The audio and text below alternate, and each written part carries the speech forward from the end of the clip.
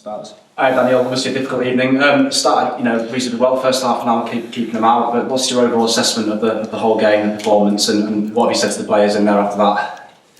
Yes, I think it's fair to say that Arsenal deserved to win this game today. They were the better side. They deserved also to win this game with a good, proper goal difference. I'm not sure if it was actually a 5-0 because, yes, 5 shots on target, and they scored out of all these 5 shots.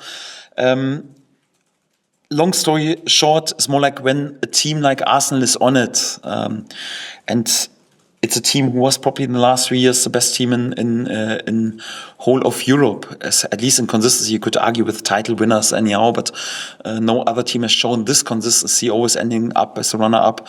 Then it's always difficult. Of course, you wish for this fixture be after the Champions League game, perhaps, but if it's on their first home game during the season when everyone is fully on it, on the back after, for them, an important win away at Man United, then the whole new signings are there. Even before kick-off, new signings are present. The whole stadium is buzzing. They are on it. It's always a difficult game then for a newly promoted side.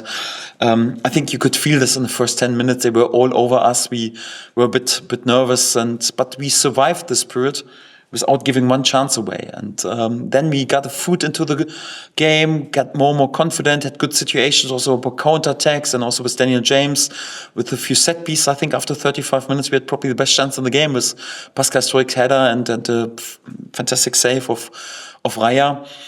Yes, and a bit annoying how we conceded the goals, because 2 goals out of set pieces 2 times, more or less in the same way. Timber in between my strongest headers. Would have wished for a bit more awareness level. And obviously also 2 goals 2 times in added time. First half, after promising win of the ball, we're looking on the counter-attack. We're underestimating their counter-pressing of Rice, and then they scored, I would say, also out of a bit difficult angle. And then obviously also the 5-0, the same, promising winning of the ball, underestimate the counter-attack. They also scored in added time with a penalty. I haven't watched it back, looked a bit soft if I'm honest, but if for such a team like Arsenal, everything comes together more or less and they are on it and they are effective and score out of 5 shots on target, 5 goals. It's always difficult. And for that, it's not a season-defining game. For us, we accept that they were better today. They deserve to win this game. And for us, it's not a season-defining game. We are disappointed today, but we won't overanalyze this game too much. Yes, there were 1 or 2 things that we could have had done better. Yes, there's no doubt about this. Otherwise, we wouldn't have conceded 2 times at a time and 2 set pieces. But apart from this, not a season-defining game for us. How important is it that the players don't get too down about it? Because like you say, it's not a season-defining game. Obviously, you got off to a brilliant start on Monday night, and obviously when you lose 5 by 5, it can have a big effect. But what's been your message to the players about that sort of thing? Yes, also difficult for them because we have not lost 1 game in pre-season. We have not lost, I think, 1 loss in the last 30 last season. We're not used to lose a football game, especially also not with such a result. But we wanted to play in the best league in the world, and if you play in the best league in the world against the best sides, you have to accept that days like this could happen, and then you don't have to dwell on it and you have to move on. And what I liked also during the game, after the 4-0, sometimes you fall apart and then everyone is playing his own game and the body language is bad anyhow and you are down. No, we stick together also with the new substitutions, and we didn't allow them after the 4-0 more chances. It was more the other way around. We nearly get the foot back, perhaps with a consolidation goal. It was always clear that we would lose this game, but I quite like that we showed this mentality and didn't fall apart. For that, I feel a bit for the players that we then allowed, sadly, this unnecessary loss of the ball and conceded a soft penalty in the 93rd or 94th minute was a bit unnecessary. But also the feeling during this period and then also the unity together with our supporters, I think they had a good feeling today that yes, it was just a bit too much. So it was not like mentality or character or the fight. It was just that it was one of those days when, the opponent was just better, and we have to accept this. So the unity together with our supporters in the end of the game, I think this says a lot, and this is what we take out of this game, but not too much analyzing of this stuff. You knew that Joel was going to be quite isolated today when you were defending deep at period. Why did you choose Joel over Lucas, who we probably agree is slightly more physical, maybe a better hold man against Gabriel and Saliba? Yes, because of course we also wanted to keep the ball a bit better, because if you just defend, it's also difficult against Arsenal, and also the workload of Joel Piroe, and also the fact that against AC Milan, against Villarreal, and also against Everton, against really good sides, we have played with him, and he has played proper games, and we were unbeaten in this games. And for that, we decided then to play him. Lucas, of course, has a bit different strength, and you could see that he's, of course, a bit more physical and in order to be there. But to be honest, also against Gabriel and Saliba is also difficult also for Lucas perhaps to hold the ball perhaps even a bit better. I think for each and every striker it would have been difficult today, and it was to be fair, and for that no complaints about any of the performance of my two strikers.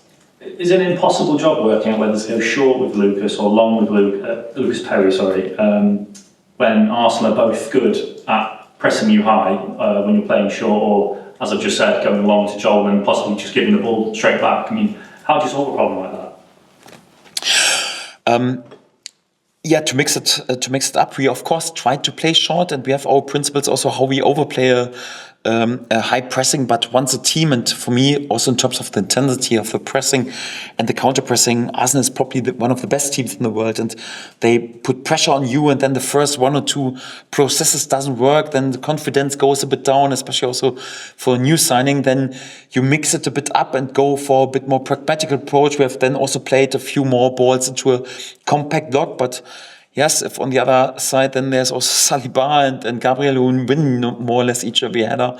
It's also difficult. So whatever you choose, this is why Arsenal has won so many points in all of their last 3 seasons here. It's so difficult. It's more or less like to find good solutions. Yeah, today we choose a bit more often than we would normally do for the pragmatical one, because we didn't want to lose the ball too early, too close to our own goal, and that was the reason we mixed it then a bit more up with more long balls than perhaps you would normally do. Daniel, does a result like this impact your transfer thoughts going forward? I'm guessing from your comment probably not. No, because we know we can have 1 or 2 more signings, and hopefully we will have also 1 or 2 more signings. But I don't think with 1 more, whatever winger or fullback or whatever we choose, is more like it would have been a different outcome for us. So as a newly promoted side, there are teams who have better individual quality. And on days like this, when they are on it and everything is also a bit against you, and you concede even out of set pieces, then of course it's the best set piece side in the world. I think Man United was also aware, but they also couldn't avoid a loss by set pieces last week.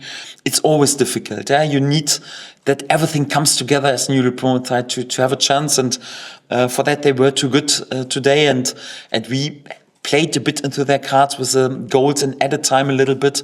So I would have preferred, of course, perhaps to go into a halftime with 1-0 just back, keep the game tight, and in the end to take more risk. But if you take too early too much risk against the Arsenal side, it's also difficult. I think with 1 or 2 more signings, we wouldn't have changed the outcome of this game today.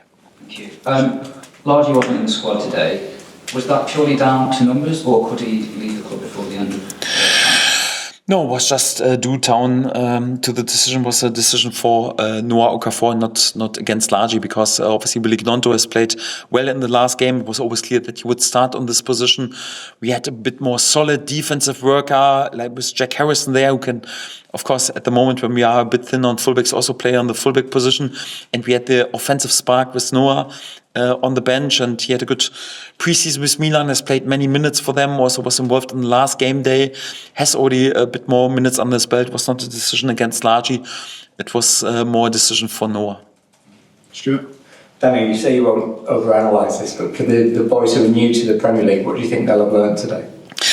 I think a lot out of the first 10-15 minutes, because the intensity and the speed of the game is on a different level in comparison to everything what they have experienced in the Championship, or perhaps our signings on Bundesliga, a fantastic league as well, but not when the Premier League sides are really on it, also in terms of physicality. So this is good to have this first experience out of the way. Of course, we have played good opponents also in pre-season with AC Milan, Villarreal, had also a strong opponent on the first game day, but this intensity and the speed of the game was today on a completely different level. And yes, for that we have to step up if we want to be competitive on this level. But again, away games at Arsenal or Man City or Liverpool won't define our season. If we can sometimes win here and there a point, yeah, great. But the 38 points that we need, the 1 point average that we need to survive in this league, we have to win other games. And for that, yes, it was not a free hit today. Of course, we wanted to go for it and want the best possible outcome. But sometimes you have to accept also that the opponent is too strong, and then don't dwell on that and don't overanalyze it. As you alluded to, you've got players who played in the Bundesliga, played in Serie A and so on. Is the Premier League just on another level to these leagues nowadays in terms of that intensity? I think so. It's for me the best league in the world. That doesn't mean that all the Premier League teams just win each and every European title. Otherwise, they would do this each and every year in the Champions League or in the Europa League. So there are also sometimes other winners.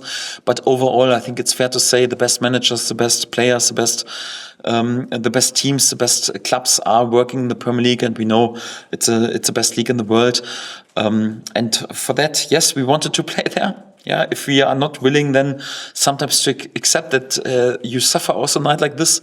We should have stayed in the championship there, because there we win more or less each every game and everything is easy and we can celebrate a lot ourselves. We want to compete with the best teams in the world and also grow that hopefully in a few years we're also competitive on this level. But we know as newly promoted side, we have to stay humble, have to stay grounded, and we have to keep going also after a night like this.